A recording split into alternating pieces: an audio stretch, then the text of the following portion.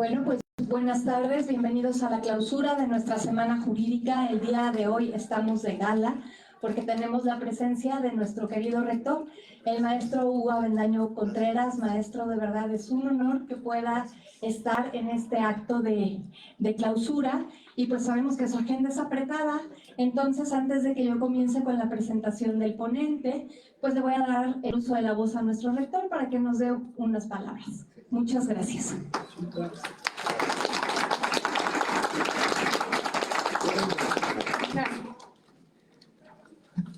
Muchas gracias, maestra. Gracias, maestro Aparicio. Muy buenas tardes a todos. Un gusto estar aquí esta tarde. No me lo podía perder. Además, por la amabilidad de todos ustedes, de los organizadores, de los que están aquí al frente, la verdad es que uno se siente con el gusto de venir y acompañarlos. Me han estado poniendo al tanto de lo que han estado ustedes abordando, y en verdad les felicito, maestra, por el acompañamiento a estas inquietudes de la academia, los docentes, por estar atendiendo temas tan puntuales como el que hoy van a ver con el maestro José Alfonso Aparicio Velázquez. Quiero simplemente hacer énfasis en lo siguiente. Esta universidad, nuestra universidad, la universidad de ustedes, tiene esta carrera en Derecho porque tiene un interés específico en contribuir a un marco de convivencia ordenado, un marco de convivencia con certidumbre, un marco de convivencia con respeto. Haciendo un poco de historia, pero mucha historia, lo que llamamos la primera universidad formal en la historia de la humanidad fue la Universidad de Bolonia, siglo XI, allá en Italia. Y las tres primeras, vamos a decir, licenciaturas, aunque se les denominaba bachiller, pero digamos con esta naturaleza de licenciaturas, fueron teología, porque hubo una gran participación de monjes, medicina y derecho.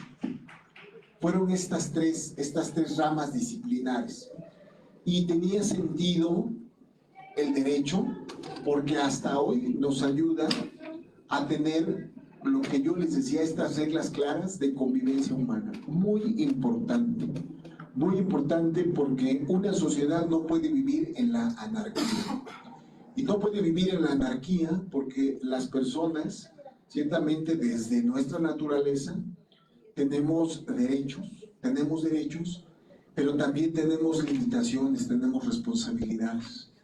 Y un mundo sin normas, un mundo sin orden, pues sería un caos. Y lo podemos ver en la actualidad en naciones que están teniendo problemas de golpes de Estado, de guerras, de gobernabilidad, etcétera. La ausencia del Estado de Derecho simple y sencillamente pone a las personas en crisis. Y otro punto por lo cual esta universidad tiene la licenciatura en Derecho es porque se necesitan abogados con sensibilidad humanista.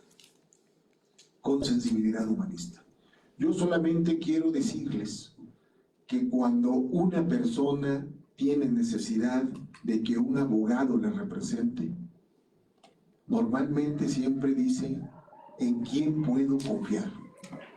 Entonces ustedes son depositarios de confianza, y eso que les quede muy grabado, no solamente en su mente, sino en su corazón. Por supuesto, ustedes son profesionales y necesitan hacer el mejor de sus trabajos, pero sí quiero decirles que cuando una persona recurre a ustedes como abogados, lo hace con toda la confianza, a veces a ciegas, porque no todas las veces los van a conocer. Pero quiero que en ese momento, por favor, todos ustedes tengan conciencia de que son egresados de la Universidad Intercontinental y llevan allí una gran responsabilidad de una historia ya de casi 50 años de esta institución, y que tiene también una historia de egresados con esta conciencia social. A mí me ha dado un gusto enorme que dentro de esta semana de actualización jurídica hayan tenido la presencia de proyectos como el que está aquí afuera representado, porque eso habla de verdad de un interés de ustedes por ver más allá de la aplicación de la norma, sino al sujeto al cual se le aplica, que es la persona. Y la persona siempre está en el centro de toda actividad profesional. Quien diga que no, entonces tiene una vista obtusa. Pero todo lo que hacemos profesionalmente tiene como finalidad al ser humano, la persona. En el centro está su dignidad. Y por tanto, queridos estudiantes de Derecho, abogados, próximos licenciados en Derecho, esta universidad pues confía en sus generaciones, como ustedes. Llévenlo siempre grabado, siempre lleven grabado ese estilo, esa mística de atención a su profesión y de atención a quien va a hacer uso de sus servicios profesionales. Hagan y sigan haciendo grande a la Universidad Intercontinental, porque los que estamos aquí acompañándoles somos eso, acompañandos. Pero los que le dan el auténtico prestigio profesional y humanista son sus egresados, son ustedes. Ustedes son la representación humana y material del prestigio de la Universidad Intercontinental y de la licenciatura en Derecho. De verdad, muchas felicidades. De verdad quiero transmitirles que hoy me siento muy orgulloso del trabajo que han hecho, de verdad muy orgulloso, porque sus esfuerzos son esperanzadores. Los escuché con atención, los vi con atención y digo, caramba, aquí hay potencial de grandes seres humanos. Muchas felicidades y muchas gracias, maestra. Yo me tengo que retirar, pero tenía que estar aquí para decirles esto. Muchas felicidades. Gracias. Gracias. Muchas gracias. Gracias. Muchísimas gracias por favor. Gracias por la invitación. Gracias. Hasta luego. Buenas tardes. Hasta luego. Bueno, veamos.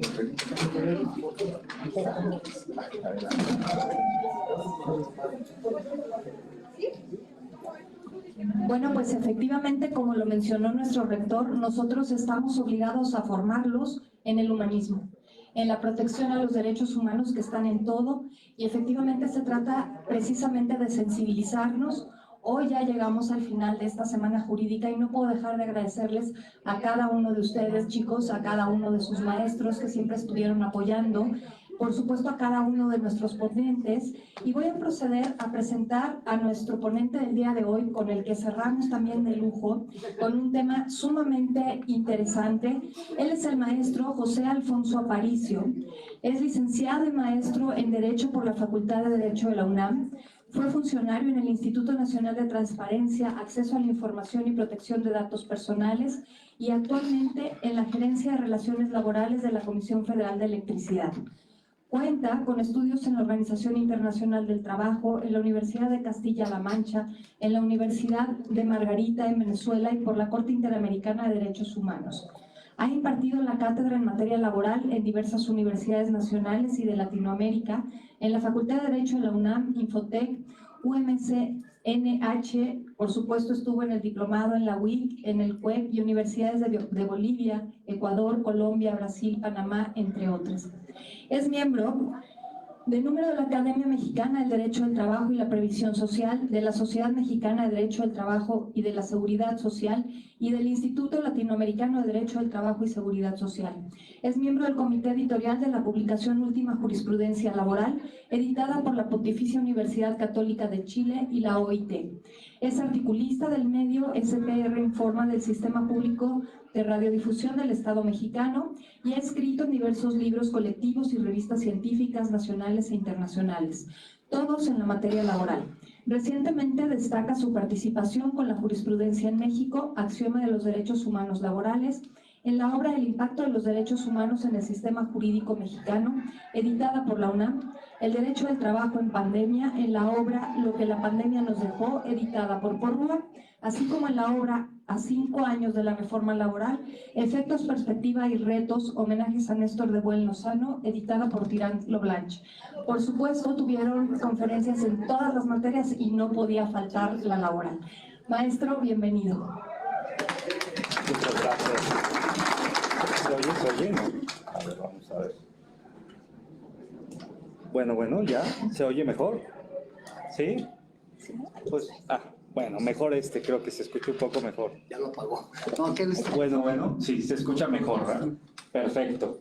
Bueno, pues es viernes, es un día complicado y vamos a tratar de hacer esto un poco ágil. Muchas gracias a la maestra Verónica Santos, también al rector Avendaño y sobre todo a ustedes. Qué gusto, la verdad, siempre es un gusto estar en una universidad como esta, como la UIC. Obviamente yo soy Puma, como verán de la semblanza que leyó la maestra, pero es emocionante estar frente a ustedes, una universidad también de mucho prestigio como es la UIC.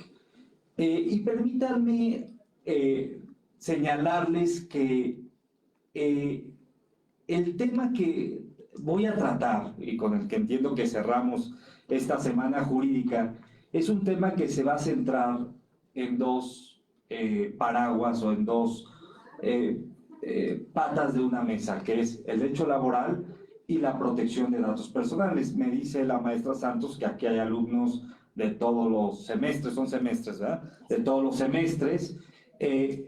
Seguramente algunos ya habrán llevado derecho laboral, individual o colectivo o procesal, pero no creo que hayan llevado protección de datos personales en posición de los particulares ni del sector público, ni transparencia, que es un tema que incluso para los abogados, debo decirles, es un tema algo desconocido, porque pues es más de especialistas, es una materia paraguas o es una materia transversal a otras, pero que vamos a tratar que sea un poco ágil la exposición y que al menos esto se lo lleven dentro de esta importante semana jurídica.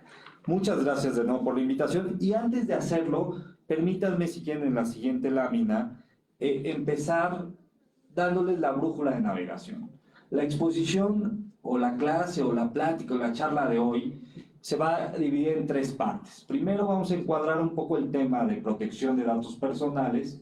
Posteriormente vamos a dar una explicación muy breve de la protección de datos ya dentro del Estado mexicano, dentro de México, y al final vamos a laboralizar esta explicación ya de los datos personales dentro del mundo laboral. En ese sentido, si quieren en la siguiente diapositiva, yo no traigo mucha información en las diapositivas porque trato de que no sea un texto leído, etcétera. Por favor, si hay dudas, si hay comentarios, siéntanse en la libertad de interrumpir. No pasa nada, de eso se trata, que pueda ser un diálogo circular en la medida de lo que ustedes quieran. Y en ese sentido, permítanme empezar con un tema global, que se encuadra precisamente mucho en lo que dijo el rector, en la democracia. Porque fíjense ustedes que la democracia, entre otros elementos, tiene como elemento esencial la transparencia. Es decir, antiguamente el Estado, concebido de muchas maneras, ha evolucionado la idea del Estado, seguramente ustedes en la teoría del Estado lo han estudiado, pero el Estado en sus tiempos antiguos, en el feudalismo, conocía el señor feudal mucho de lo que hacían los súbditos e incluso de su vida privada, conocía mucho, y los súbditos conocían muy poco del señor feudal. Y esto ha pasado con los reyes y ha pasado incluso ya más cercano, incluso a inicios del siglo. El ciudadano conocía poco de lo que hacía el Estado y el Estado sabía mucho de lo que hacía el ciudadano. Acuérdense ustedes que incluso en épocas del nazismo, que seguramente han estudiado los juicios de Nuremberg, etcétera, en sus clases de derecho constitucional o de derechos humanos, había hijos que denunciaban a sus padres frente al Estado nazi por hablar mal de Hitler. Es decir, los hijos eran delatores de los padres cuando en la casa el papá se atrevía a decir que Hitler estaba mal y los mandaban pues, a campos de concentración. Eso se ha documentado que existía. Es decir, el Estado intervenía en la vida privada de las personas, en su pensamiento, en su religión, en sus preferencias sexuales. Y el ciudadano sabía muy poco del Estado. Y por eso es que un elemento muy importante de las democracias es que el ciudadano se invierta la ecuación, esta asimetría informativa, entre lo que sabe el ciudadano del Estado y el Estado que sabe del ciudadano. Ahora, el concepto de ciudadanía es un concepto amplio, pero que en estricto sentido se circunscribe a personas que viven en un territorio y han nacido y tienen derechos en particular. No sé si la conferencia que se dio ayer, que vi en redes sociales sobre prisión, ahora está muy discutido si los derechos políticos que son parte de la ciudadanía también los tiene alguien en prisión. No sé si se comentó ese tema, pero es algo muy interesante porque ahora con las elecciones próximas se está discutiendo esto. Bueno, el concepto yo lo quiero usar como un concepto amplio, como un concepto de la persona frente al gobierno que representa a un Estado. Y esa persona, ese ciudadano, pues realmente se empodera en la medida en que sabe lo que hace el gobierno. La gestión pública, entre más pública sea, pues más auditable y más controlada es. Y entre menos se sepa, más opaca y más autoritario su ejercicio puede ser. Es decir, un elemento muy importante es la rendición de cuentas, tanto de oficio como de información que en principio no puede ser pública, pero que el gobierno tiene que transparentar. Esta es una explicación muy amplia, pero para entender que es parte esencial de la democracia. Pero ahora, la transparencia tiene, como verán en esta explicación, una contramoneda, es decir, la otra cara de la moneda de la transparencia es la protección de datos personales, porque si bien es cierto, el Estado debe rendir cuentas, también debe abstenerse de intervenir en el mayor volumen en la vida privada de sus ciudadanos. Y esto es esencial. Por eso es que ahora en los estados modernos, la intervención, por ejemplo, de telecomunicaciones, de llamadas, de mensajes, está muy controlada y es específicamente solo por una orden judicial y no de cualquier juez. Es decir, en la medida en que entendemos que el Estado debe hacerse público y no debe meterse en la vida privada, es que la calidad de la democracia surte sus efectos. Porque solo hablamos de la democracia en la parte electoral, pero la democracia tiene muchos de esos efectos. En lo laboral ya lo voy a aterrizar después, pero este concepto que les quiero dejar entre la tensión entre público y privado es importantísimo que se lo graben. Ustedes quizás en sus estudios, en su ejercicio profesional, lo irán madurando, pero si se queda la idea de que hay una tensión entre lo público y lo privado, y que la tensión de lo público y lo privado no está definida claramente. Bienvenida. No está definida claramente. Y es viernes, además, vamos a tratar de hacerlo un poco más versátil esta exposición. Pero vuelvo a insistir, esta tensión no está definida y hay un concepto particular que tiene que ver con la autodeterminación informativa. Es decir, personas que son titulares de cierta información y que el Estado no tiene ninguna atribución para exigir su publicidad, voluntariamente pueden hacer pública su información personal, privada e incluso sensible. Eso no hay duda. O sea, alguien que en ejercicio, por ejemplo, existe la pornografía. La pornografía, que es algo muy polémico, pero una actriz porno que decide hacer público su cuerpo, pues bueno, está ejerciendo algo que se llama la autodeterminación informativa. Solo que entra una línea muy delgada cuando la pornografía es voluntaria y cuando hay trata de personas. Es decir, no es un tema tan fácil de definir. Es decir, entra la autonomía de las personas frente a su información personal. Y esto es esencial, esencial. Esto es el núcleo duro de la propia democracia. Y es el núcleo duro de los propios datos personales y de la propia transparencia.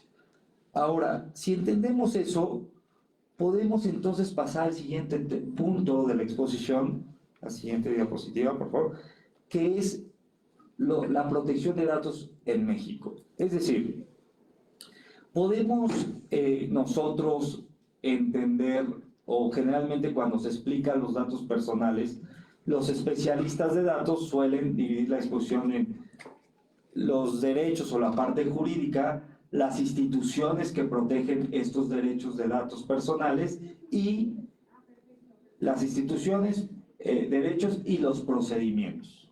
Y los procedimientos que existen para tutelar estos derechos. En ese sentido, no me voy a detener mucho, solo les voy a hacer una explicación veloz en que existe, y esto es así también esencial, una forma de categorizar, y ustedes van a entender en una nuez, la protección de datos en nuestro país.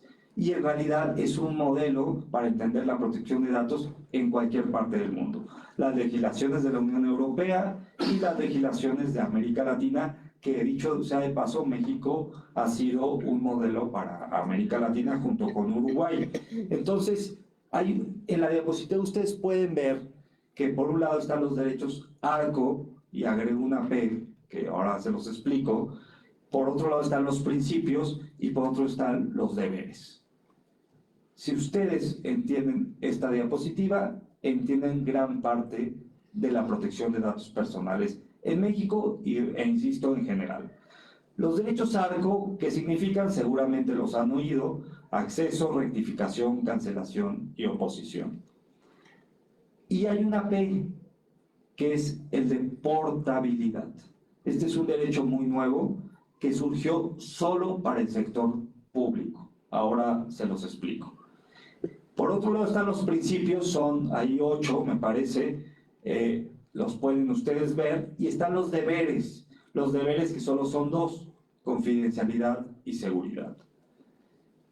Esto es la sábana de entendimiento con la que trabaja el INAI y los órganos de transparencia y el gobierno y las organizaciones privadas que protegen datos personales y que tratan datos personales.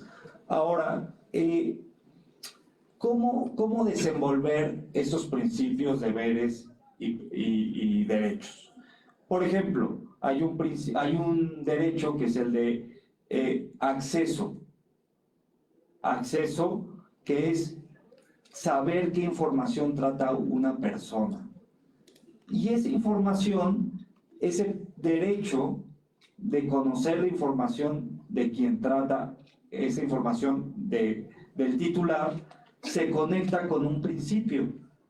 Están interdependientes estos 3 escalones de comprensión de la materia, que es el de información, por ejemplo.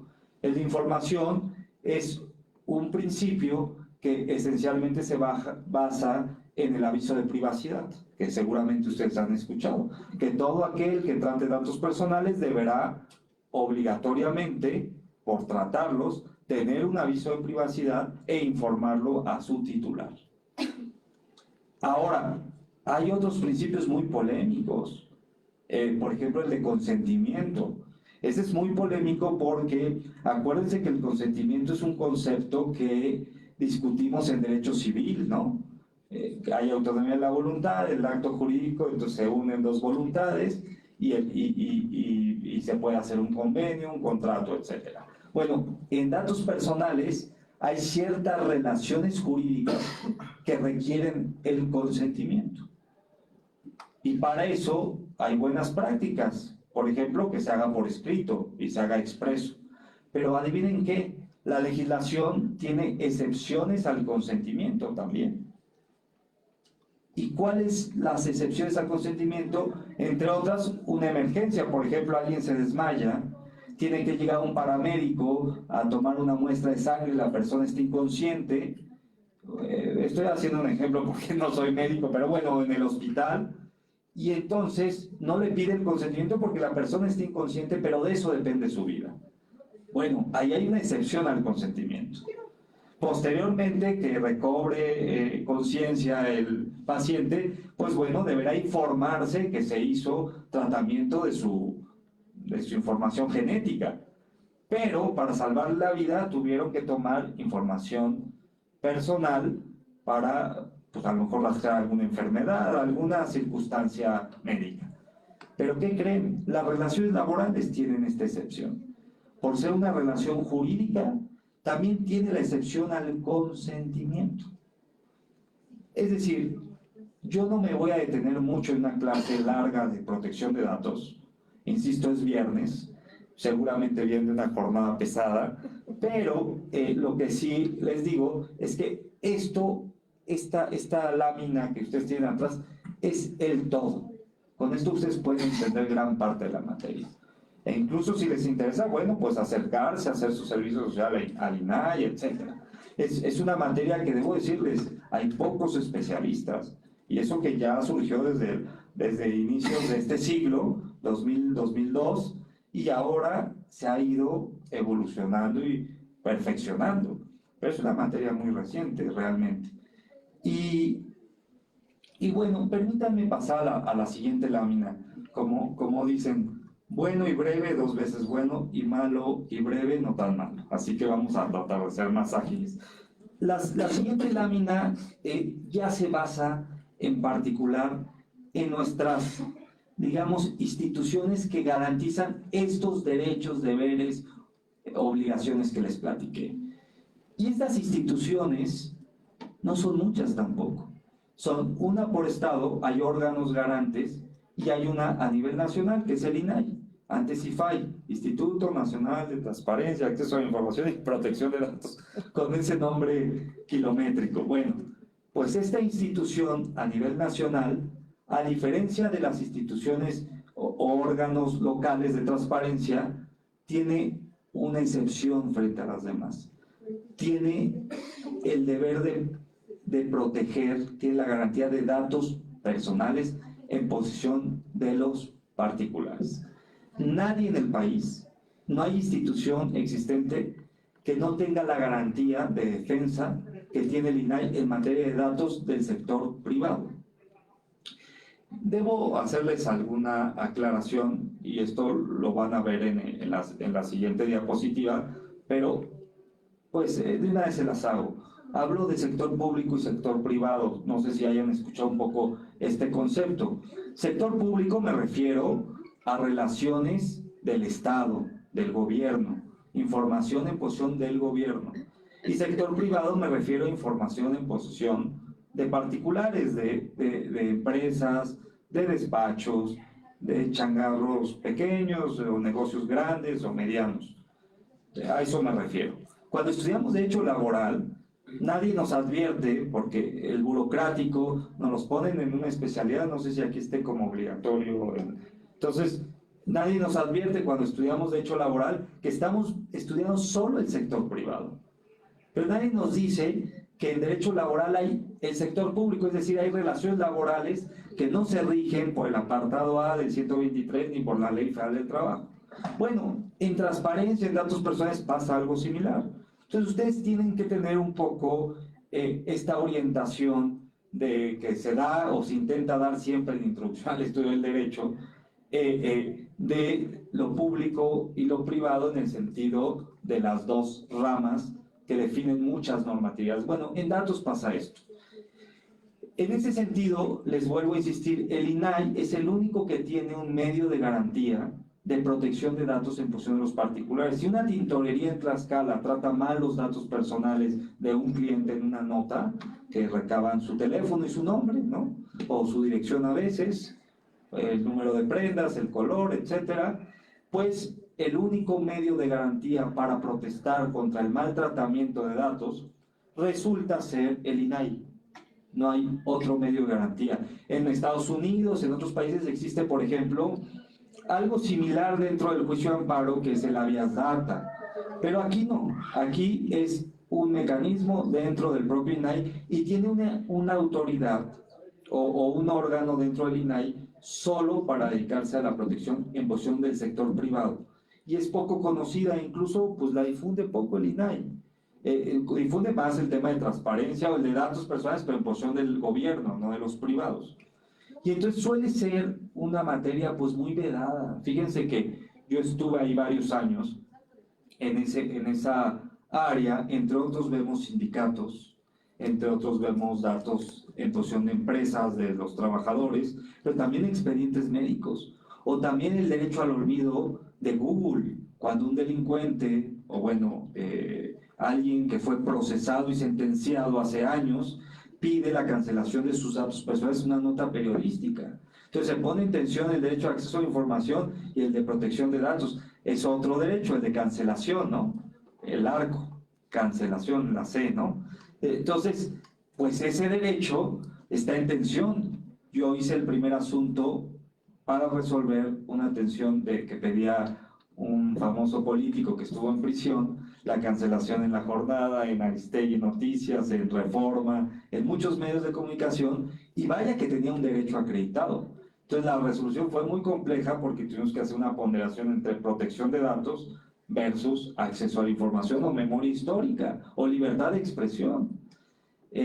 Vaya que es polémico, los antecedentes penales son polémicos también, si te los piden o no, pero si es una guardería y alguien fue sentenciado y cumplió su sentencia de abuso infantil, pero quiere ingresar a laborar a una guardería, ¿es proporcional o no que se pidan sus datos personales? Es decir, solo se los estoy apuntando para que vean la magnitud que tiene esta materia. Claro que es importante, es una materia muy interesante. E insisto, hay pocos especialistas en esto. Si algo podemos hacer en esta jornada jurídica, pues bueno, es promover también temas que son pues bastante interesantes. Y en este sentido, desgraciadamente, son, ¿cómo decirlo?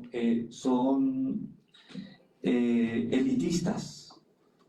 Y fíjense que es muy triste esto, porque, pues bueno, los despachos grandes van a litigar al INAI asuntos muy importantes de Google, etcétera, pero los datos personales de personas que no tienen tantos recursos, pues no suele ser ni siquiera un negocio para los abogados defender estos asuntos. Entonces también, claro que tiene una transversalidad con esta formación humanista de la que hablaba el rector. Muchas materias son muy elitistas. Telecomunicaciones es muy elitista, no sé si ustedes hayan escuchado de la materia. Bueno, hay que transversalizar.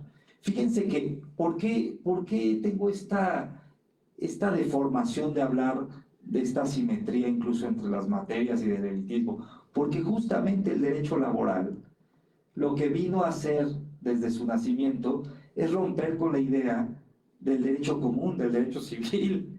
Y entonces el derecho civil era un derecho solo para quien era propietario, poseedor de una propiedad. Y el trabajo era considerado una mercancía que se negociaba, y pues quien tenía menor fuerza solo no tenía propiedades. Y como no tenía propiedades, pues hay que ser obrero, hay que estar trabajando para sobrevivir. Y el trabajo resulta que solo es la venta en sentidos llanos de la fuerza de trabajo. Y el trabajo es lo único que puede dignificar a la persona, pero cuando hay derechos, cuando es un trabajo con derechos. Y hemos avanzado mucho, el discurso dice, bueno, pues ya hubo una revolución mexicana, ya hubo muchos cambios, pero actualmente hay trabajadores precarios. Es decir, que aún teniendo derechos, el ingreso mínimo no te alcanza para sobrevivir. Bueno, pasa lo mismo con todas las materias. Entonces, tenemos que tener bueno, es una invitación, no una imposición. Es importante tener también una visión de la utilidad de los derechos, porque al final, me platicaba, por ejemplo, ahora en la polémica de estas discusiones fuertes que se dan en el país de la Suprema Corte, me decían, me decía el maestro Aparicio, ¿tú sabes cuántos asuntos llegan a la Corte de pueblos indígenas, de comunidades? Muy pocos. Se difunden mucho, pero versus los asuntos de privados, la relación es poquísima. Es poquísima. Entonces, ¿por qué? Porque los grandes despachos pueden impulsar un litigio estratégico que llegue hasta la jurisdicción constitucional de la Corte, pero para eso se necesitan empoderar a muchos abogados con conciencia social en muchos temas que son un monopolio, y uno de esos es la protección de datos personales. Después de este rollo que me eché, vamos a pasar a esta siguiente lámina, que es la tercera esfera de la propia protección de datos, en esta segunda exposición de principios, deberes, obligaciones, instituciones y procedimientos. Bueno, el INAI tiene dos procedimientos que en realidad se convierten en tres para proteger los datos personales. El primero, ahí está enunciado, lo pueden ver ustedes de mi lado derecho, izquierdo suyo, que dice sector privado, y tiene que ver con el procedimiento de protección de derechos y el procedimiento de verificación. Estos son dos procedimientos esenciales que funcionan para proteger los derechos ARCO, los principios y los deberes.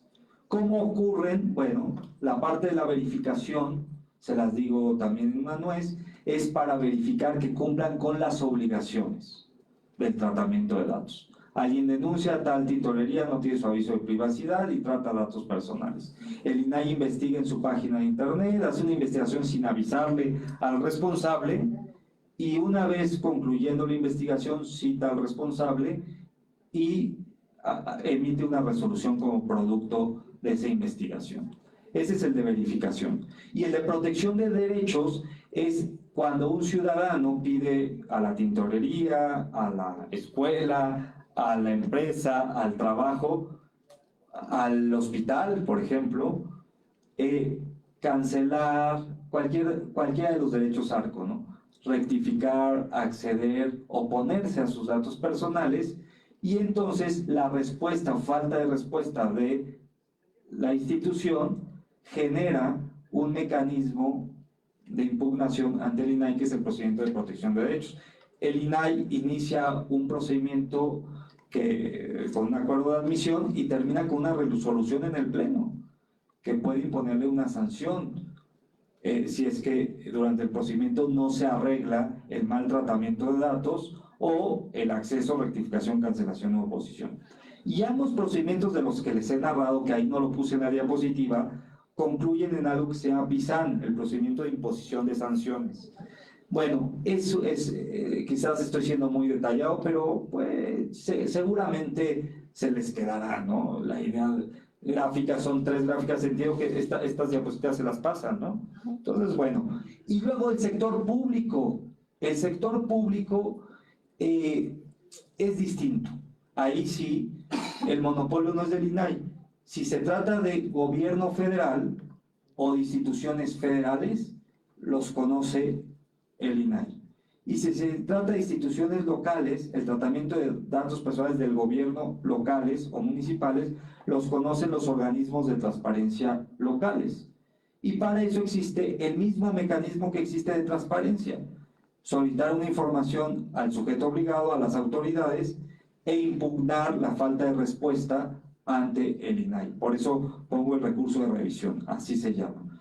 Y también existe, por otro lado, la verificación en el sector público, que funciona igual que la verificación del sector privado, nada más que es otra área y está repartida, insisto, entre el INAI y los órganos locales.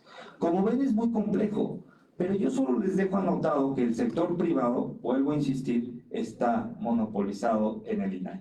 No hay otro órgano garante de datos personales en posesión de los particulares.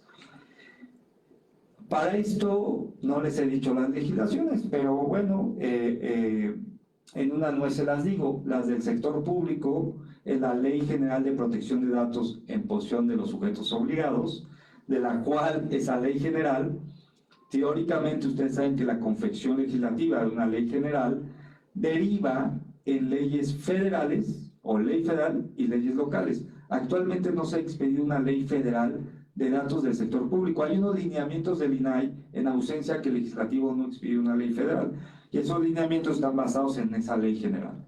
Esto es para el sector público. Y hay leyes de datos en posesión de sujetos obligados del sector público locales. A veces están mezcladas con la ley de transparencia. Y en el sector privado hay una sola ley. Me parece que es del 2010, creo que sí. Pero esta ley es la Ley Federal de Protección de Datos en posesión de los particulares. Nombres kilométricos, una disculpa, es así. Es muy largo, pero bueno, así está puesta. Y esta ley es una ley única que ha existido y no se ha reformado y tiene un reglamento. Y es la ley con la que opera actualmente la protección en posesión de particulares. que incluye a datos personales de las y los trabajadores y de otras personas. Bueno, ya que hice esta explicación, que es importante empezando por el A y después por el B, ahora sí puedo pasar a la siguiente diapositiva, que es la que pues verdaderamente me apasiona. También los datos personales me apasionan, pero me apasiona este choque, este marinaje entre transparencia, protección de datos y laboral. Porque ahí es cuando realmente cobra sentido la materia laboral y la materia de protección de datos. Fíjense que en realidad ustedes cuando salgan de la universidad, bueno, al menos a mí me pasó, no puedo hablar por todos, pero cuando salgan de la licenciatura y si ya ejercen, pero lo hacen más constante, pasan los años, están en una chamba, lo pasan a otra, etcétera, o se profundizan en un tema o cambian de tema. Lo interesante es ver los temas del derecho complementados. Es decir, cuando se estudia penal, pero solo penal, pues bueno, no es tan interesante como cuando se ve un delito en materia de datos personales. O no es tan interesante estudiar laboral como cuando se ve una mezcla con protección de datos. O solo les estoy poniendo el ejemplo de datos personales, pero también les puedo poner el ejemplo de laboral con propiedad intelectual, o les puedo poner el ejemplo de agrario con derecho indígena y con derecho ambiental. Ahí es apasionante porque, bueno, entonces hablamos de derechos humanos, hablamos del derecho a las futuras generaciones, del derecho a la Pachamama, de la que hablan los bolivianos, y el hecho de que se mezclen las materias genera una riqueza argumentativa y una riqueza pues incluso interdisciplinaria del propio derecho, que nos hace, digamos, más plenos. Es importante tomar temas, pero después mezclarlos y entenderlos en su conjunto. La dignidad del hombre que trabaja, de los trabajadores, pasa mucho por la manera en la que un empleador o patrón utiliza la información de sus trabajadores. Así como ustedes saben cuáles son los poderes del empleador. Los poderes del empleador son muchos, pero el más estricto es el sancionatorio. Da instrucciones, da órdenes, pero también sanciona. Es parte de una relación de poder asimétrica, así reconocida dentro de una relación jurídica que genera derechos y obligaciones, pero los derechos del empleador son fuertes. El hecho de dar una orden, una instrucción, es un ejercicio de poder bastante interesante. Y ese ejercicio se da y pasa necesariamente, adivinen por qué, por el uso de la información del trabajador. Cuando a un trabajador se le castiga, se le sanciona, pasa esencialmente por algo muy especial, que es, por ejemplo, les pongo dos ejemplos, el monitoreo. Si se le va a castigar a un trabajador de Bimbo que maneja una camioneta de estas que han visto en las calles, pues tienen un monitoreo y tienen un tiempo de entrega y tienen una ruta. Y si se sale de la ruta y si se sale del tiempo, es posible usar la tecnología para controlar esa información y para sancionar al trabajador. O si un trabajador usa mal la computadora de la empresa, o si hace una llamada telefónica para fines personales y no está permitido en la política de la empresa, o si sale en tiempo laboral y la cámara lo capta. Es decir, la información usada con la subordinación es muy peligrosa, porque volvemos a la discusión de la democracia. Por eso empecé así. ¿Quién usa la información y quién conoce esa información que se usa? El trabajador conoce muy poco de la información que el empleador usa de él, y el empleador conoce mucho del trabajador. A veces el trabajador conoce nada, ni siquiera quién es el dueño de la empresa. Una empresa de estas como Coca-Cola, o quién es el gerente general de la sede de México. Y en cambio, el patrón, con dar un clic, el empleador encuentra la lista de nómina, el domicilio e incluso los exámenes de salud que se hicieron previos al ingreso. Por eso es que es una relación asimétrica. Y por eso es que en uno de los puntos, ya ni me acuerdo cuál es, ahí se los puse, es el punto 2, el bullet 2, que es el mismo modelo para comprender el tema de datos personales. Es decir, conectar el tema de la asimetría, conectar el tema de cómo se construye la protección de datos y entender que las relaciones de trabajo son asimétricas por sí mismas y que el uso de datos personales es una forma, una representación misma de la subordinación. Entonces nos permite de alguna manera entender que debe tener límites el tratamiento de datos. Ahora, ustedes me van a decir, bueno, esto no parece tan importante. Se los voy a poner en algunos ejemplos para un poco emocionar, o si no logro emocionar, al menos ejemplificar la temática. Por ejemplo, el caso, y esta es una teoría extraordinaria, no crean que casi nadie la conoce en México, pero es la teoría Barbulescu versus Rumanía del Tribunal de la Unión Europea. Esta teoría es el hito de ahorita del tratamiento de datos en materia laboral. Un trabajador que veía pornografía en su computadora de la empresa. La empresa descubre, y además guardaba imágenes en la computadora. La empresa analiza la computadora, descubre ese tratamiento indebido del trabajador, de la política de la empresa y lo rescinde.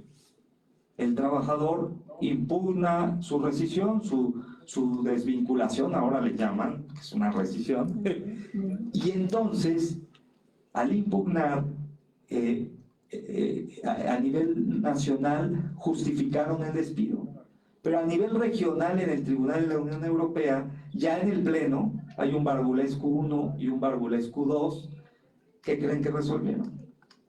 Que el despido fue injustificado. ¿Y por qué?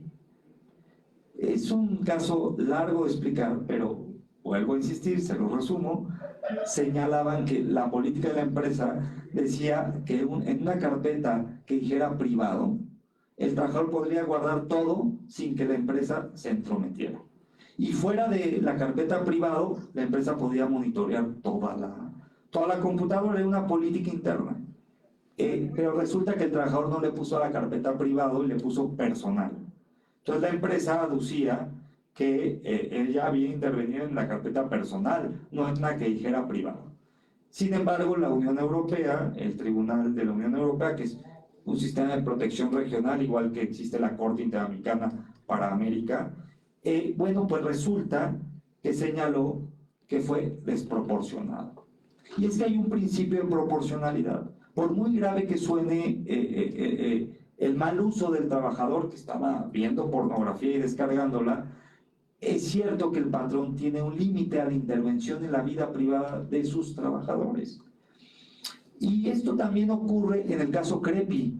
El caso Crepi es un caso de Argentina en el que un trabajador, como por ejemplo ahora que estamos en elecciones presidenciales, pues tenía una preferencia electoral y manda a todos sus compañeros una campaña de algún candidato, de algún tema político. Entonces la empresa dice, usaste el correo, el mail master masivo para una cosa indebida. Y entonces lo que dijo la Corte Constitucional en Argentina, en el caso Crepi, es que ponderó la libertad de expresión de un trabajador dentro del ámbito laboral versus el derecho de la empresa de disciplinar o de limitar esa libertad de expresión. Y resolvió a favor del despido injustificado. O bien, tenemos en México también un caso, ¿ya saben cuál? El del tatuaje nazi. Seguramente fue hace 3 años, creo. Bueno, el del tatuaje nazi es extraordinario porque es una suástica que se tatúa un trabajador previo al empleo, ya la tenía antes de que lo contrataran, en el cuello, y lo contratan en una empresa de judíos. Y entonces le piden, no que se lo quite, simplemente que se lo cubra, supuestamente, eso dice el expediente. Y entonces el trabajador, pues no quiso, ahí hubo unas diferencias y lo despidieron. Pero fíjense bien, él no demandó el despido injustificado, no demandó la vía laboral, demandó el daño moral, la vía civil. Pero algo interesante de este tema, por eso les digo del maridaje, o cómo se llama, el mestizaje, esta mezcla rica entre las materias. La vía civil, que analiza el daño moral, si bien lo analizó bajo el parámetro del daño moral, el daño moral estaba basado, si existía o no, en la relación laboral y en conceptos y temas propios de la relación laboral. Y entonces lo que está en disputa es si era justificado o no un despido, aunque se estuviera debatiendo en la vía civil. E incluso yo, cuando leí la sentencia de la Corte, lo que veía era argumentos de derecho laboral que hablaban de la justificación o no del despido, pero en derecho civil, no ante un juez laboral, que es un argumento distinto el del daño moral. Pero el daño moral se había dado a causa del despido, y solo se había actualizado si es que el despido era justificado. Y entonces, para justificar o no el despido, el argumento de las partes era laboral, era si era proporcional o no despedirlo a causa de un tatuaje. Y entonces es el caso del sí, no, porque llegó la primera instancia, dijo, creo que no había daño moral, la apelación dijo que sí, fue al revés, la primera instancia dijo que sí, la apelación dijo que no, el amparo dijo que sí, y la Corte dijo que no. Es el sí, no. Entonces, ¿por qué? Porque la Corte llegó a resolver, y vaya que esta es una decisión súper polémica, porque llegó a resolver el derecho de la libre determinación de las personas, que tiene que ver con la libertad de expresión también, del caso Crepi que les digo, pero para poder resolver eso, versus puso en tensión el discurso de odio. Y el discurso de odio, la Corte mexicana resolvió que se expresaba per se en un símbolo. Para poderle dar un peso a un símbolo, a una suástica, tuvo que hacer un análisis antropológico, decir qué significaba históricamente esa suástica, que es polémico. Nunca le preguntaron al trabajador si tenía conocimiento y el trabajador tenía intención de ofender o no, pero aquí era la propia suástica la que difundía el discurso de odio.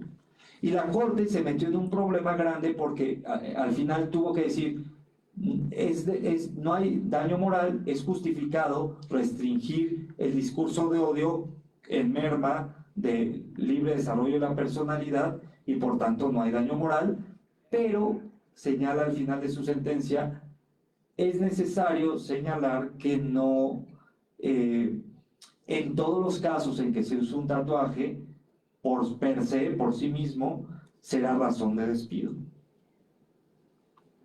Es una sentencia muy polémica. Pero vuelvo al tema del tema de datos personales. Se está construyendo esta intersección entre datos personales y derecho laboral. Entonces, no crean que hay muchos especialistas. Vuelvo al mismo discurso. Ahora, permítanme darles otros dos ejemplos para emocionar también. El ejemplo sindical, las cuotas sindicales. Las cuotas sindicales son aquellos recursos de los trabajadores que dan a sus agremiados. Y estos recursos, el sindicato petrolero recibió una solicitud de transparencia hace muchos años y Pemex, el sindicato de Pemex, resulta que dijo, no, yo no tengo por qué dar las cuotas sindicales. Pero no lo dijo él, lo dijo Pemex, porque Pemex les deduce a cada trabajador el concepto de cuotas sindicales y se lo reporta al sindicato. Entonces la solicitud fue a Pemex, pero de información de las cuotas sindicales. Entonces Pemex dijo, pues es una información del sindicato, no la puedo dar. Llegaron al INAI, antes IFAI, en ese tiempo IFAI, y el IFAI señaló que no, era información reservada ni clasificada, sino que procedía a su entrega por una razón simple, porque era información que, aunque iba a ir para el sindicato y era descontada al trabajador, estaba en posesión del gobierno, porque Pemex en ese momento ahora es una empresa productiva del Estado, en ese momento era un organismo descentralizado. Entonces, el IFAI concluyó con esta razón que les digo de la democracia, de que toda la información en posesión del gobierno en principio es pública. El asunto llegó a la Corte, la famosa contradicción de tesis 333/2009, y en esa contradicción de tesis, la Corte mexicana dijo no, las cuotas sindicales es información susceptible de protección, porque si bien están en posesión del gobierno, en este caso Pemex, lo cierto es que no proviene de recursos públicos, sino que es una relación entre el agremiado y su sindicato, en que el patrón, en este caso Estado, Pemex, solo le deduce la parte que le corresponde de su salario y se la reporta al sindicato. Es un intermediario. Pero los recursos ya no son del Estado, es el salario de cada trabajador el que reporta en las cuotas sindicales, y eso sí es susceptible de protección de datos.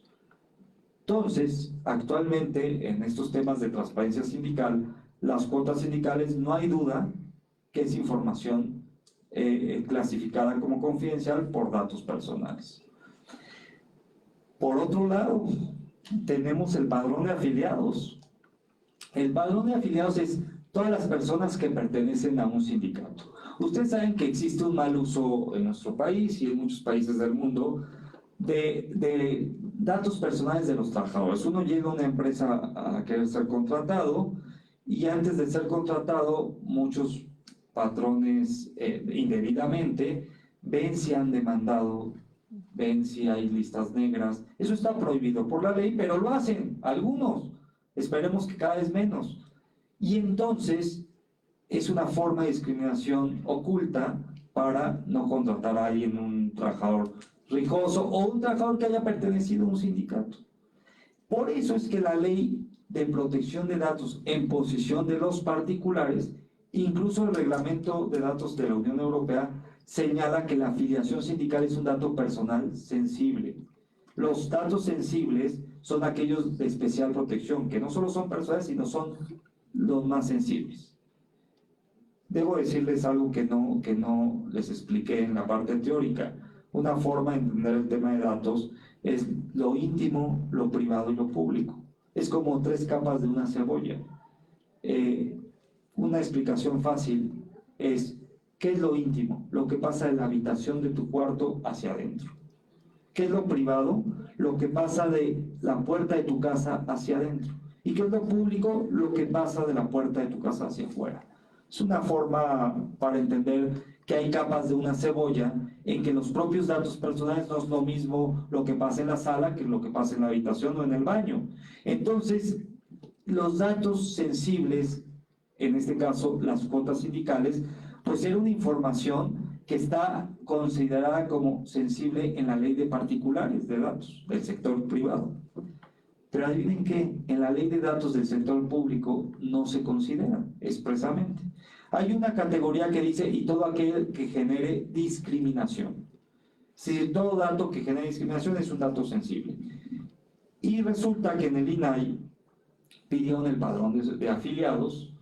Ese asunto me tocó participar en esta discusión, lo conocí, y en ese momento solo hubo una comisionada del INAI que se opuso a que la afiliación sindical fuera información pública. Estaban pidiendo la afiliación sindical de un sindicato, de todo el padrón de afiliados. Y todos los demás comisionados señalaron que si bien era considerado en la ley de particulares un dato sensible, lo cierto es que la ley de transparencia tiene en obligaciones comunes de transparencia la obligación de entregar por parte de las autoridades, entre otras, el padrón de afiliados. Es una obligación de oficio. Entonces, por un lado, una ley de transparencia te obliga a hacer público el padrón de afiliados y por otro, la considera sensible. Aquí hay un problema más profundo que es un problema de constitucionalidad, que seguramente ustedes han escuchado, de la inaplicación de normas. La inaplicación de normas actualmente en nuestra definición constitucional solo está referida para el Poder Judicial. Los otros órganos, incluso el INAI, que es un constitucional autónomo, no tiene la potestad de inaplicar normas. Entonces, hubo minoría, solo un voto disidente, que es el de una comisionada, y el del resto se aprobó que era información pública, no obstante ser información sensible. Como ven, es un tema medio gelatinoso, que no está tan definido. Por ejemplo, el salario de un funcionario público, no hay duda que es un dato personal, pero también no hay duda que es una información pública. Es decir, no por ser un dato personal per se es susceptible de protección.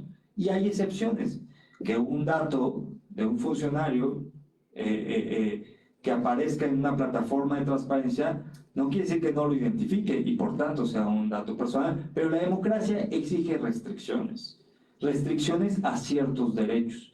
El problema es de qué manera, y ahí está esta tensión que les hablaba desde el principio entre público y privado. Esta tensión es histórica. Por ejemplo, todas las autoridades tienen un nivel reducido de privacidad, pero también los entes de interés social o de interés público, por ejemplo los partidos políticos, o por ejemplo las asociaciones religiosas, o por ejemplo los periodistas, todos en gobernación tienen un registro en el que se dice expresamente cuáles son las asociaciones religiosas, periodísticas, y también a nivel laboral, ya no en gobernación, sino en otro órgano que ahora es el Centro de Conciliación, Centro Federal de Conciliación y Registro Laboral, tiene el registro de las asociaciones sindicales. Muchos sindicatos han sido reticentes a esta evolución porque sienten, quizás con razón, de que hay una intromisión a su vida interna. Pero esta intromisión a su vida interna, volvemos a la discusión entre lo público y lo privado, se justifica en la medida en la que son actores públicos, en la medida en que puedan recibir recursos públicos, en la medida en que actúan en la sociedad. Las propias empresas privadas cada vez tienen mecanismos de transparencia porque también son actores de la democracia, porque la democracia se trata de esto, y la democracia tiene que llegar al mundo laboral. Y una de las formas de llegar al mundo laboral es regular y mediar y modular la protección de datos personales y la transparencia. Por eso es que la inscripción de la democracia no es algo casual dentro del mundo laboral. Por eso es que hay un autor famosísimo, ahora que fue un curso a España, que se llama Umberto Romagnoli. Él falleció hace un año, pero pude conocer un poco más su visión. Ha sido el italiano más traducido al español, y su visión es la de un concepto que ustedes también pueden grabarse, es una categoría académica, pero es muy, muy útil para esto que estamos platicando, que es la de ciudadanía laboral. Esta ciudadanía laboral quiere en particular decir que eres un trabajador con derechos, que fuera de la empresa tienes derechos, y dentro de la empresa tienes derechos no solo laborales. Es decir, puedes dentro de la empresa interrumpir tu jornada para hacer una llamada, pues sí. Para ir al baño, pues sí. Para recibir una llamada dentro del propio medio de la empresa proporcionado, el celular o el teléfono fijo. Puedes usar para una tarea escolar la impresora o no. Es decir, ¿qué tan proporcional? Ahí entra la proporcional. Es algo que no está medido, depende. Una empresa de oro puede escanear a sus trabajadores al grado que el escáner vea hasta sus genitales, porque eso ha pasado, que los escáneres son tan fuertes en estas empresas de oro que pasan a la salida y el escáner te ve todo, absolutamente todo. ¿Es proporcional o no es proporcional? Es proporcional que un piloto aviador de una aerolínea, que eso pasó, o creo que fue una aeromoza, tuiteó una cosa en contra del presidente y entonces la rescindieron. O que un médico de un hospital público, también un cardiólogo famoso, tuiteó una cosa en contra del presidente respecto de su estado de salud, dijo, cuando está en duda si le había dado un infarto o no, a él no se le despidió. Es parte de su libertad de expresión o no. Está dentro de la jornada. Lo que hagas fuera de la jornada tiene implicaciones dentro de la jornada. Por ejemplo, un piloto aviador que toma fuera de la jornada, ¿puede hacerlo? ¿O tiene una restricción a no tomar incluso un día antes para que dentro de la jornada pueda rendir? O un futbolista que se le encierra, esto que le llaman el encierro, ¿no? Concentración, ustedes saben más de fútbol. La concentración famosa, y que no los obligan a no tener relaciones sexuales. O sea, ¿hasta qué punto llega la relación laboral que te impide algo tan íntimo, una decisión tan personal, y fuera de la jornada laboral? Entonces, las implicaciones del mundo del trabajo están fuera de la jornada y están dentro de la jornada también las implicaciones de tu mundo privado. Y en ese sentido, la proporcionalidad, la idoneidad, la necesidad del tratamiento de datos es lo que tiene que ser modulado. Por eso hay algo que es muy importante, que es la expectativa razonable de privacidad. ¿Qué tanto el trabajador conoce del tratamiento de datos que hace el patrón?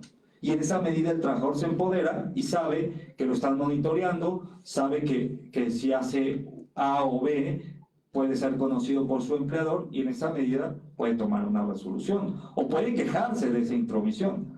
El problema es cuando se hace de manera subrepticia, cuando el patrón te interviene en la llamada telefónica. Pero también para darle un poco de equilibrio a la plática, ¿qué pasa cuando un trabajador hace mal uso de datos personales de otro compañero? O cuando hace uso de datos personales de su empleador, o de un cliente, o de un grupo de clientes. También es responsable. Es de las dos vías. En síntesis, una de las maneras de entender este tema, que es amplísimo, y creo que ya me estoy pasando del tiempo, es que hay un flujo de vida de la protección de datos en la vida laboral. Es desde la contratación hasta la separación. Y pasa en medio por una situación muy especial, que es la propia relación laboral. La contratación desde la entrevista, el currículo, los exámenes a veces de sangre, o que si debe tener VIH o no, eso está prohibido ya por la Corte. Debe excluirse ese examen, aunque sí te puedan hacer exámenes sanguíneos. Que si debe excluirse, ahora había una iniciativa en el Congreso que no ha pasado, quedó ahí al aire, el currículum ciego, que no te exijan nombre, fotografía. Bueno, te pueden discriminar hasta por tu apellido, te pueden discriminar por tu color de piel, depende del contexto, ¿no?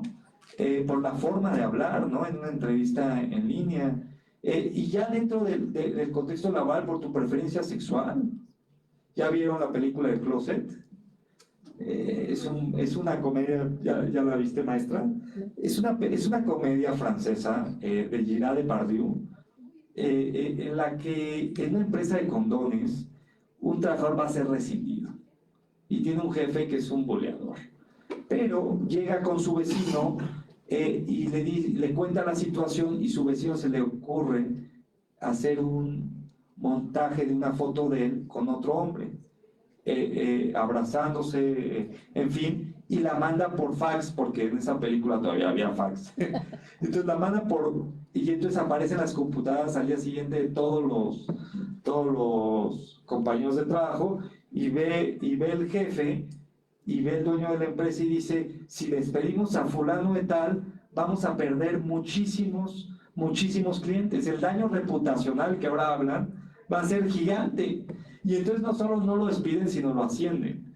Es decir, lo estoy diciendo un poco de manera graciosa, porque así es la comedia del Closet, pero en realidad es algo muy trágico cuando se usa en perjuicio de un trabajador, ni se diga de un compañero de escuela, esto que hay, la violencia digital, etc. Entonces, vaya que la democracia permite libertades, pero en este contexto de libertades, la modulación a sus restricciones es muy polémica. Estados Unidos acaba de regular el tema del TikTok, no sé si lo escucharon. Y entonces dicen que va a llegar a la Corte de Estados Unidos, va a ser un tema interesantísimo, porque saben que el gobierno chino es accionista de muchas empresas chinas, pues porque es un capitalismo de Estado. Y Estados Unidos lo entiende como un ataque tendencioso de manejar la tendencia ideológica a través de una red social. Bueno, estamos en esa discusión. Hace años estaba la ley SOPA de si se regulaba las redes sociales o no. En fin, yo lo dejo hasta aquí. Espero les haya parecido interesante y quedo pendiente si hay dudas o comentarios. Muchas gracias. Muchas gracias, maestro. Sin duda un tema innovador y un tema en el que ustedes van a tener campo de acción. No sé si alguien de ustedes tenga alguna pregunta, quiera comentar algo, alguna duda. No se amontonen. Y bueno, sí, adelante, maestro. Justo como mencionabas en la ponencia, estas malas prácticas laborales justo de las empresas, de las listas negras, o sea, realmente, ¿cuál es el trabajo? ¿Cómo se hace un poco para, pues sí, generar un equilibrio y desincentivar estas prácticas por parte de las empresas que, pues justo sabemos, ¿no? Que se sigue dando, tú bien lo mencionabas, llegas en tu contratación, te preguntan, ¿no? Ya has demandado a una empresa y pues básicamente es una, casi una pregunta retórica porque ya saben, o sea, nada más quieren ver como qué tan confiable eres, ¿no? Porque yo ya sé que tú demandaste, o sea, nada más te estoy poniendo una prueba, estoy tirando un buscapié.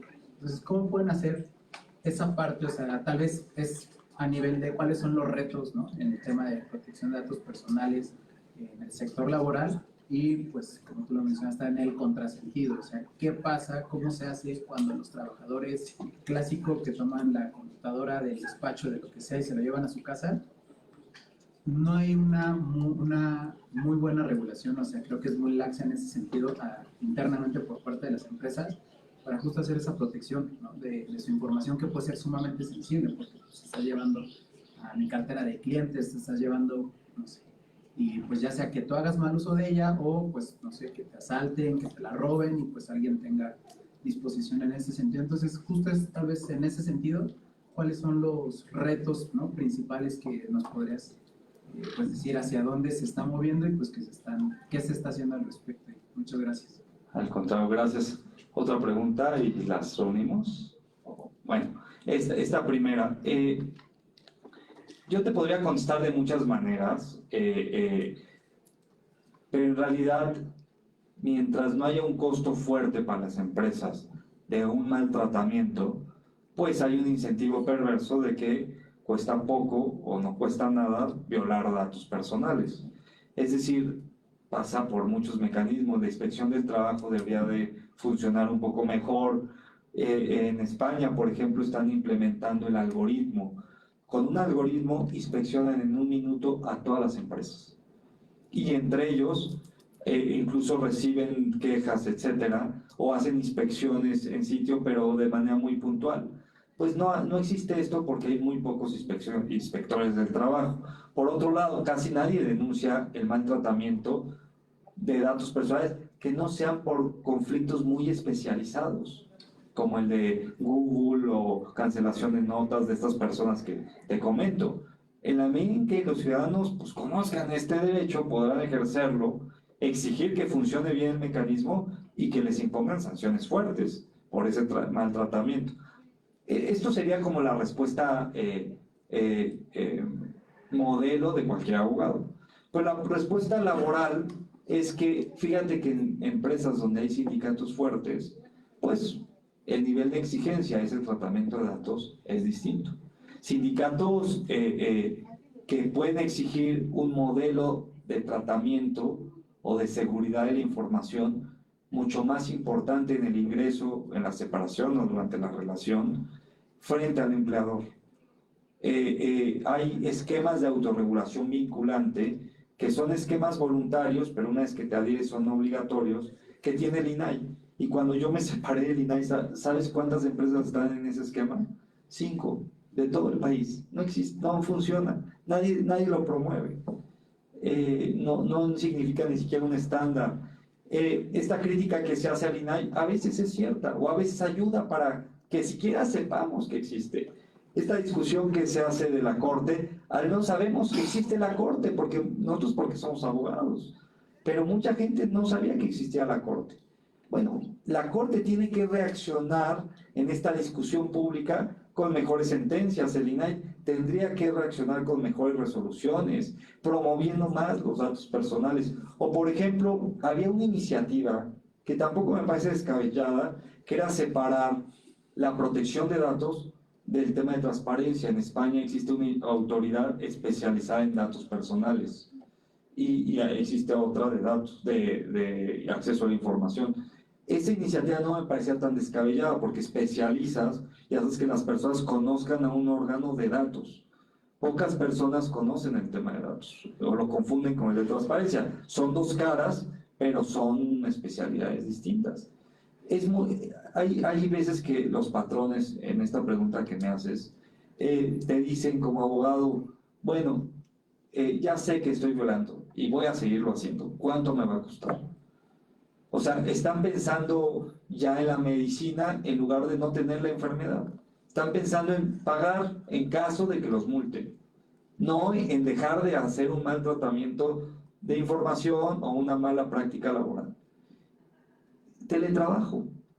Las sanciones del teletrabajo son nimias, no son las más fuertes y está mal regulado. La desconexión laboral, ya no me metí en esos temas, ya no me metí en otro tema que es los datos personales de las personas fallecidas.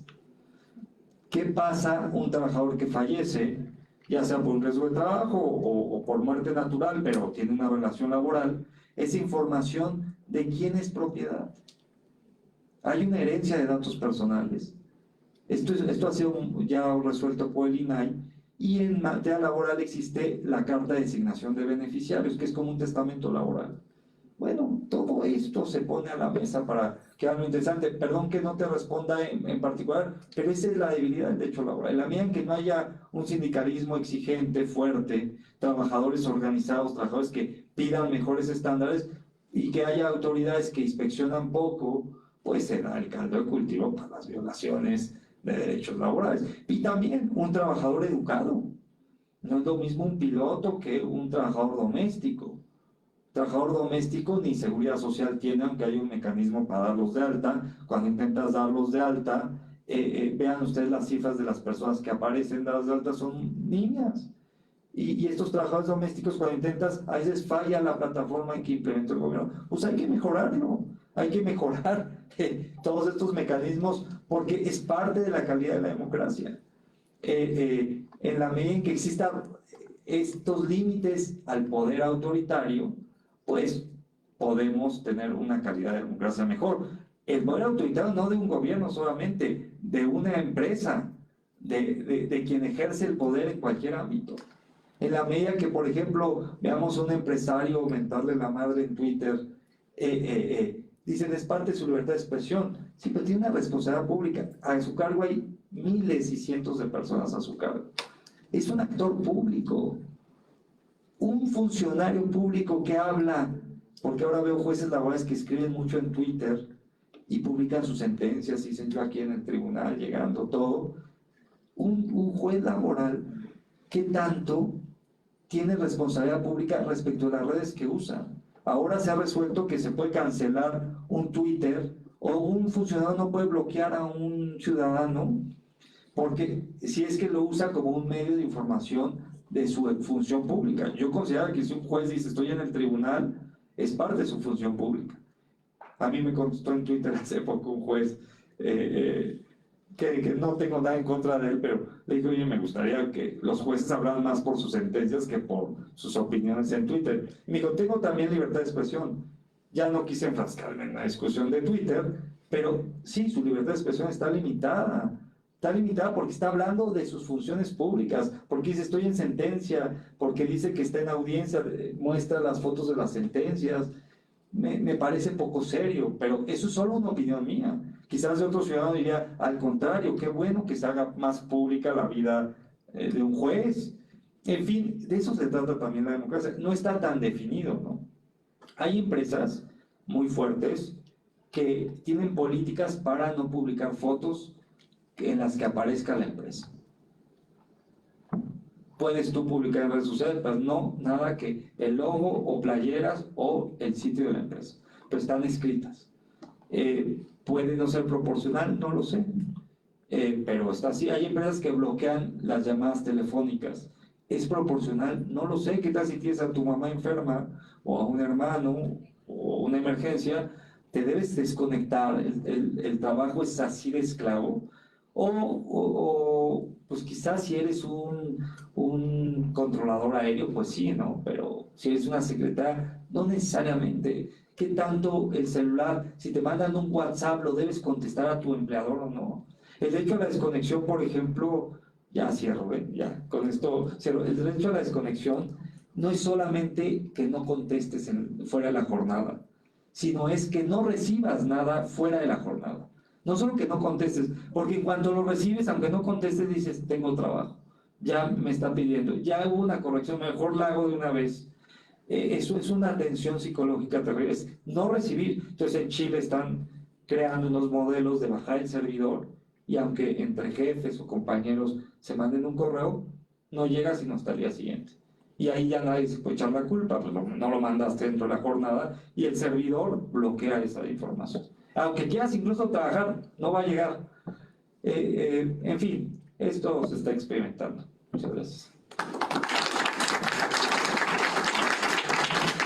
Bueno, pues damos por concluida, por cerrada la semana jurídica, pero no sin antes agradecerles a sus compañeros, por supuesto, por su participación en la organización, en la logística, que realmente también sin su apoyo, sin toda este trabajo previo, porque quizá ustedes están viendo el resultado de la jornada, pero previo a esto hubo una logística, hubo un trabajo y que no debe dejar de reconocerse. Entonces, bueno, pues se reconoce a través de una constancia la participación de sus compañeros Regina Alexia Pacheco Medina, Ani Celic López Salinas, Alberto García Villatoro y Emiliano Barajas Berenson, por su valiosa participación en la logística de la semana jurídica. Y bueno, ahora les hago entrega a cada uno de sus reconocimientos y procedo a otorgarle el reconocimiento a nuestro ponente del día de hoy que clausura nuestra semana jurídica. La Universidad Intercontinental otorga la presente constancia al maestro José Alfonso Aparicio Velázquez por su valiosa participación en la semana jurídica del 22 al 26 de abril del 2024 con la ponencia Protección de Datos Personales de los Trabajadores. Ducit et Docet. Muchas gracias.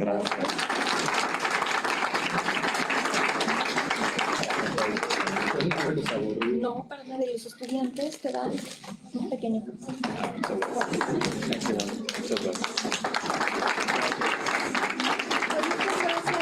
gracias, maestros. Muchas gracias. Sí, por favor.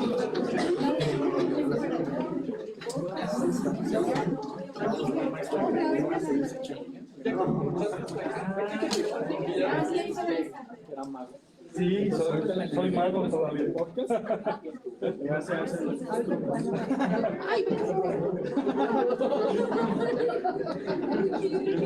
Vamos a tomar una foto.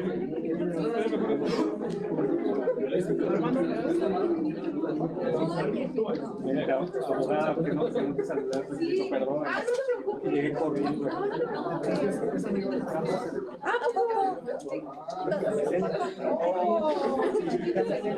Es maestra de electoral. Ay, salúdenme mucho. Supo que iba a estar aquí. Es que mandamos el link. Pepe Grillo. No, Pepe Grillo.